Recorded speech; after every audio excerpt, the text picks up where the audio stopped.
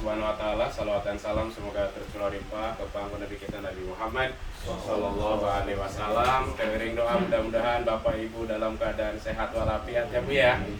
Sehat, Bapak Ibu bisa melaksanakan proses persiapan untuk menjadi tamu Allah dengan sempurna, tidak ada kendala, dan insya Allah nanti bisa bersama-sama berhaji dan bersama-sama meraih mabrur dalam kebersamaan ya. Yang sama-sama kita hormati Ketua Kloter Pak Haji Eri ya, beliau aktif di Kementerian Agama. Kebetulan saya juga sering nongkrong dulu Pak di Kementerian Agama, Pak Sadirin, Pak Saiful Mujab, itu teman satu kelas, teman ngopi dulu zaman Pak Kiai Asror juga ya. Juga alhamdulillah hadir juga Pak Karu yaitu Ustadz Farhan, ini satu tim dengan saya di Pak Karom ya, di Alia Group. Juga Karu 1 Pak Deden. Pak Deden ini juga saudara saya, karena Dadan ke Deden itu cuma beda huruf aja. Oh iya. Sama-sama dari Garut lah. Sama-sama dari Garut lagi. Sama-sama huruf D jadi saudara ya. Juga Karu 2 nih adik saya Ica. Udah lama nggak ketemu Ica, berapa tahun, karena dulu ini satu tim Bu. Ica ini dulu saya 2015 sampai 2020 ini di Alia Group. Kebetulan saya di divisi umroh, nah satu divisi dengan Ica ya. Ica 2021 pas pandemi keluar ya saya. Ini divisinya melancong. Pandemi malah ya. Nah, jadi dulu tuh Bu, ini Ica ini yang ngurusin jemaah mulai dari keberangkatan sampai berangkat juga monitor. Jadi alhamdulillah bisa gabung dengan MDA, bisa bantu tim kita khususnya dalam hal ya administrasi, pergerakan, kegiatan dan lain ya. Kelihatan Ica ini paling muda ini. Iya, mudah banget. Karu 2, dan tadi saya ngobrol-ngobrol di belakang Mbak juga ada ini. Pak Ahmad ya? Pak Ahmad ya, Pak Ahmad sini sebentar Pak Ahmad, biar kenal juga. Iya. Karu 3 ya. Ya, ini Karu 3. Karu 19. Oh, Karu. Karu 19 cuma ya di ininya. Karu 4 di Mesir. Oh, Karu 4. Di rombongan kita. Oh, di rombongan kita. Ya, biar Ibu juga tahu ini beliau ini jamaah mandiri ya. Ya. Jamaah mandiri, nanti satu bus ya Pak dengan kita. Jadi ada Karu. Berarti satu bus itu ada 4 Karu ya, Pak Ketua ya. Karu 1 Pak Deden, Karu 2 Ica, Karu 3 siapa Ustaz Farhan? Pak Kunto. Oh, Pak Kunto. Jadi bisa hadir. Nah, ini Karu 4 Pak Ahmad ya, biar nanti Ibu Bapak bisa kenal. Terima kasih. Pak Ketua Kloter tidak akan berarti apa-apa, Ketua Karom tidak akan berarti apa-apa, Karu juga tidak akan berarti apa-apa tanpa adanya Ibu dan Bapak. Ya kan, oleh karena itu kunci dalam melaksanakan haji adalah kebersamaan. Ya kan, tidak ada Ketua Kloter, tidak ada Karom, tidak ada Karu, semuanya sama-sama tamu Allah yang bergerak bersama. Tetapi untuk mengakomodir tentunya kita harus ada semacam satu patokan, yaitu ada Ketua Kloter, ada Karom. Betul kata Abah tadi, Bapak dan Ibu, di dalam nanti pergerakan baik di Madinah, baik di Mekah, terutama di Eropa, pokoknya pegang patokan dari 2 orang, Ketua Kloter dan Karom. Ya. Jadi kalau Ketua Kloter sama Karom yang berbicara itu kalau dalam hadis sahih. Sahih ya. Kalau Karu itu Hasan. Kalau jamaah yang bilang itu doib.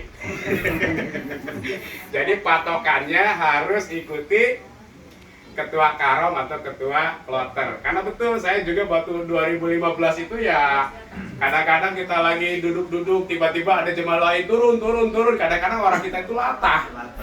Ya kan, latah dan takut ketinggalan, takut apa-apa, sehingga turun, padahal grup kita belum gitu kan, sehingga ya pergerakan akan menjadi kacau Bapak dan Ibu. Oleh karena itu kunci pengalaman kami Bapak dan Ibu dalam ibadah haji ini adalah satu adalah kebersamaan. Ibadah haji itu sebetulnya kalau dalam ibadah fikih adalah sesuatu ibadah yang sangat mudah Bu ya.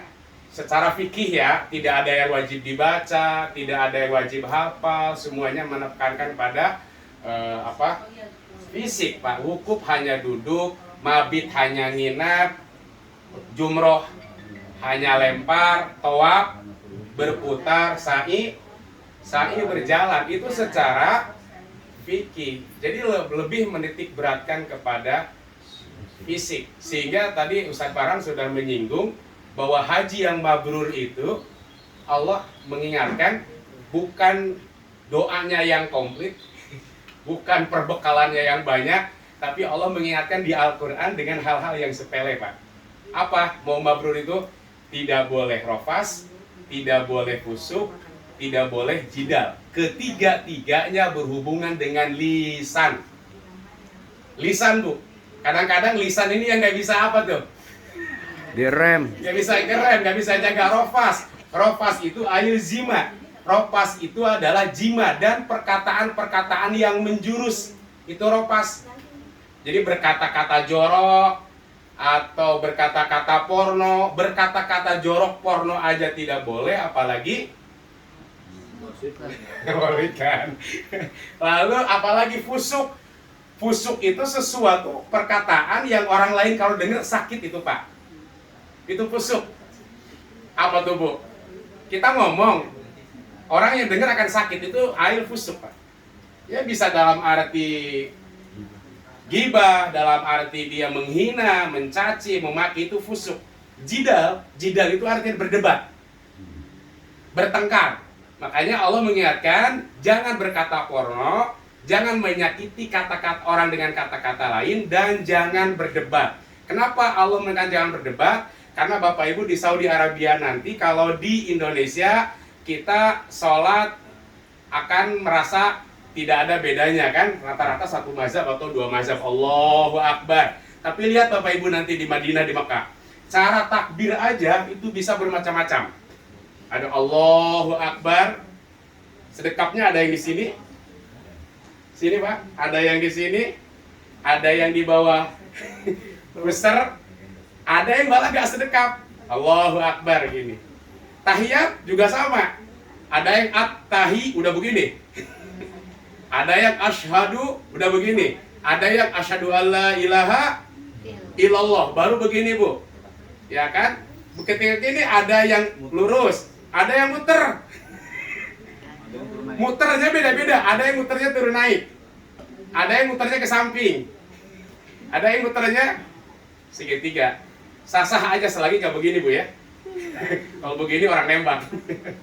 Nah, Allah itu mengingatkan, jadi untuk mabrur itu bukan sesuatu yang apa, tanda kutip enteng-enteng berat gitu, susah-susah gampang.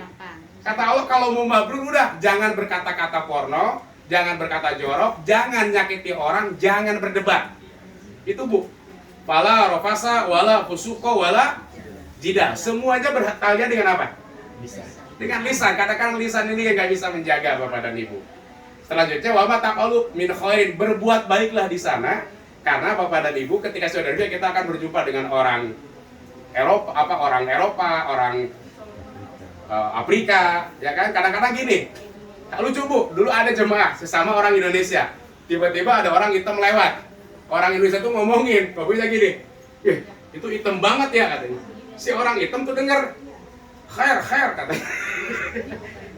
Artinya apa? Orang hitam kadang-kadang diomongin sama orang Indonesia ya. Nah, ngomongin orang, meskipun orang yang diomonginnya itu tidak ngerti, itu termasuk juga fusuk. Ya kan, ada yang tinggi banget, itu kok tinggi banget, kok hitam banget gitu kan. Kadang-kadang ada yang bau, Bu. Ya, ada yang bau. Kita lewat bau. Udah lewat pun udah jauh, baunya masih kecium. Nah, hal-hal seperti itu ini akan menjadi apa? Menjadi tantangan bagi kita, rintangan bagi kita supaya kita tetap berhaji dengan sempurna.